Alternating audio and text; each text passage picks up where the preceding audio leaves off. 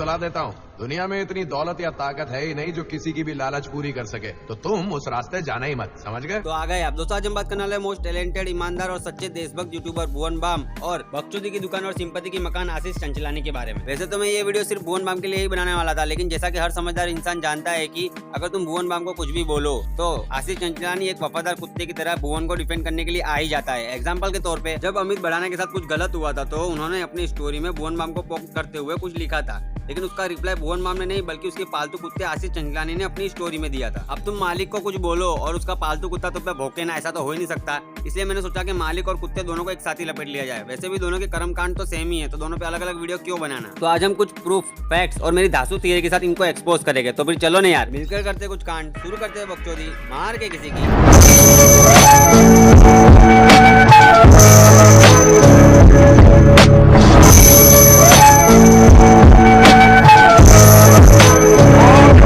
वहीं से शुरू करते हैं जहां से मेरा फेवरेट यूट्यूबर बीबी मुझे पहली बार गलत लगा। जब दिल्ली में एंटी सीए प्रोटेस्ट चल रहा था, जब सड़कों पे बसें जलाई जा रही थी, पुलिस वालों पे पत्थर मारे जा रहे थे और हमारे जेएनयू वाले एंटी नेशनल नारे लगा रहे थे, तब तक हमारे बड़े यूट्यूबर चुपचाप बैठे थे। लेकिन जैसे ही कुछ नकाबपोशों ने कॉलेज के अंदर घुसकर जेएनयू वालों को पीटना शुरू किया, लेकिन हमारे बीबी और आशीष से जेएनयू के स्टूडेंटों की ये पिटाई देखी नहीं गई और उन्होंने अपना दुख जाहिर करते समय ये ट्वीट करके कहा कि मैंने अपने भारत देश में ऐसी हिंसा की कभी कल्पना नहीं की थी। अबे बीबी, हमारे देश में इससे भी बड़ी बड़ी हिंसा हो चुकी है, लेकिन वो तुम्हें कभी दिखाई नहीं दी। क्यों, वो मैं तुम्हें आगे बताऊंगा। अगर आप में थोड़ी सी भी देशभक्ति है तो ये समझ लीजिए पॉलिटिक्स से ऊपर इंसानियत होती है। बिल्कुल सही कहा बीबी, लेकिन दूसरों को कहने से पहले ये खुद के ऊपर तो अप्लाई कर लेता। तुम लोग जो फेंकी हुई हड्डी उठाने के लिए सिलेक्टिव टॉपिक पे भोंकते हो ना, उसे भी पॉलिटिक्स कहते हैं। किसी को शारीरिक चोट पहुंचाना जानवरों से भी बदतर है। ये हिंसा देश को मंजूर नहीं। जब पाल घर में बूढ़े साधुओं को पीट पीट कर मार डाला था, तब इनके मुँह से एक शब्द नहीं निकला। जब दिल्ली दंगों के दरमियान 56 मासूमों की जान चली गई, तब इनके मुँह से एक शब्द नहीं निकला। जब बंगाल वायलेंस के दरमियान भी कई मासूमों लोगों की जान चली गई, तब भी इनके मुंह से एक शब्द नहीं निकला। लेकिन एंटी नेशनल नारे लगाने वाले जेएनयू स्टूडेंटों को कुछ लोगों ने पीट क्या दिया।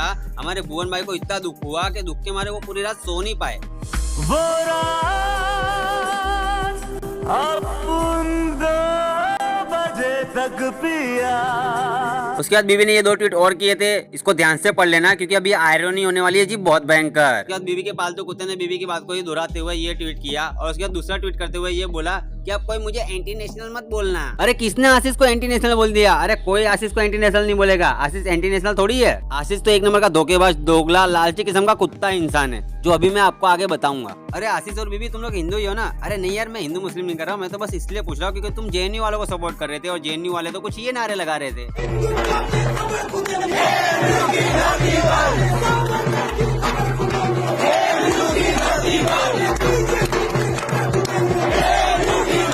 नहीं यार, अब तुम ही लोग मुझे बताओ कि अगर हिंदू होकर हिंदुओं की कब्र खोदने वाले, देशभक्त सावरकर की कब्र खोदने वाले को सपोर्ट करने वाले को धोखेबाज और दोगला नहीं कहेंगे तो फिर क्या कहेंगे? You are right bro. मुझे मेरे देश से प्यार है।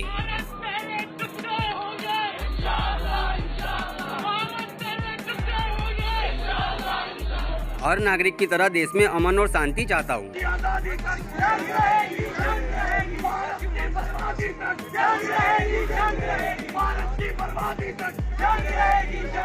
वाह भुवन वाह, ऐसे लोगों को सपोर्ट करके तू देश में अमन और शांति चाहता है और फिर कहता है मैं ईमानदार हूँ। कैसा कैसा?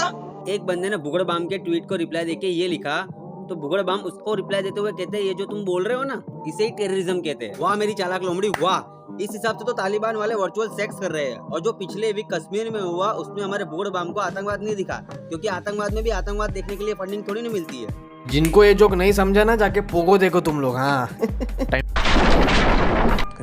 हमारी सबसे बड़ी दिक्कत पता है क्या है? हमारे पास आवाज़ है लेकिन हम सब गूंगे बने बैठे हैं, और इसका फ़ायदा उठा रही है गवर्नमेंट और अथॉरिटीज़। उनको लग रहा है ये लोग क्या बोलेंगे, 2 दिन बोलेंगे फिर चुप हो जाएंगे। But what I genuinely feel कि हम पहुंचा नहीं रहे अपनी बात किसी और तक, ओपिनियन नहीं। So this is what I want two point out कि प्लीज़ ओपिनियन रखो।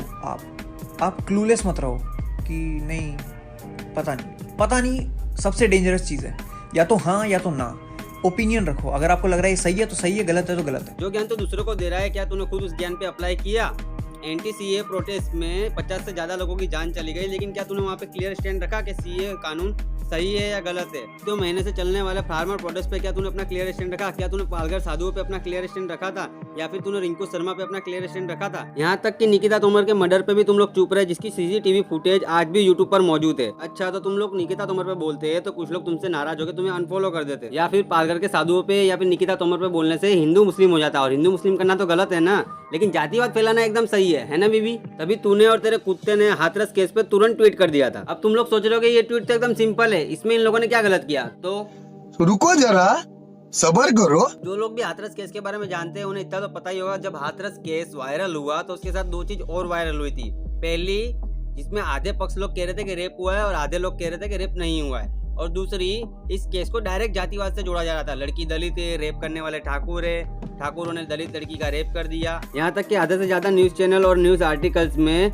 डायरेक्ट इसे जातिवाद से ही जोड़ दिया जा रहा था। और ऐसे टाइम पे हमारे बीबी और आशीष जैसे पढ़े लिखे समझदार और स्मार्ट यूट्यूबर बिना सोचे समझे इस पे ट्वीट कर देते हैं, ताकि जिन लोगों को हाथरस केस के बारे में नहीं पता वो लोग भी इनका ये ट्वीट देखकर गूगल या फिर यूट्यूब पर जाकर सर्च मारे के हाथरस केस के बारे में, और उन्हें क्या जानने मिलेगा कि ठाकुरों ने दलित लड़की का रेप किया है। इससे जातिवाद बढ़ेगा, लेकिन उससे क्या फर्क पड़ता है? हमें बस वहीं चुप रहना है जहाँ हिंदू मुस्लिम हो। जातिवाद हो वहाँ पे तो हमें खुल के बोलना है और जातिवाद तो फैलाना है। कैमरे के सामने बहुत ही शरीफ और निहायत ही ईमानदार बनने वाले आशीष चंचलानी के मुंह से कुछ सुनो तो सही, तुम चौंक जाओगे। 8 साल की बच्ची का रेप हुआ है। कमाल की बात यह है कि लोग इसको धर्म का नाम देके यूज कर रहे हैं। भगवान जाने, डू यू रियलाइज जो लोग कंट्रोवर्सी क्रिएट कर रहे हैं उस 8 साल की बच्ची पर क्या बीती होगी, उसकी क्या हालत हुई होगी।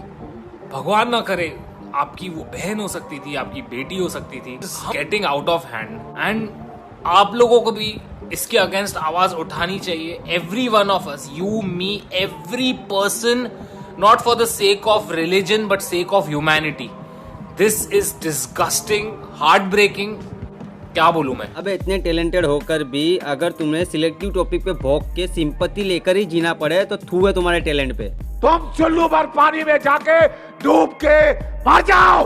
ये लोग इतने बड़े दोगले हैं ना कि हर वायरल केस पे मगरमच्छ के आंसू बहाकर आ जाएंगे ताकि सिंपैथी और फॉलोवर गेन कर सके। लेकिन पालघर के साधुओं पे, निकिता तोमर पे, और जस्ट अभी अभी जो केस आया है कि एक मौलाना ने एक बच्ची को मस्जिद के अंदर रेप करने की कोशिश की, और जबकि ये केसों के वीडियो प्रूफ तुम लोगों को यूट्यूब पर ही मिल जाएंगे, लेकिन फिर भी ऐसे टॉपिकों पे ये लोग चुपचाप बैठे रहेंगे, क्योंकि इस पे बोलेंगे तो कुछ लोग इन्हें अनफॉलो कर देंगे। मुझे आज पता चला कि फॉलोअर की बुक्स 10 मिलियन होने के बाद भी नहीं मिटती।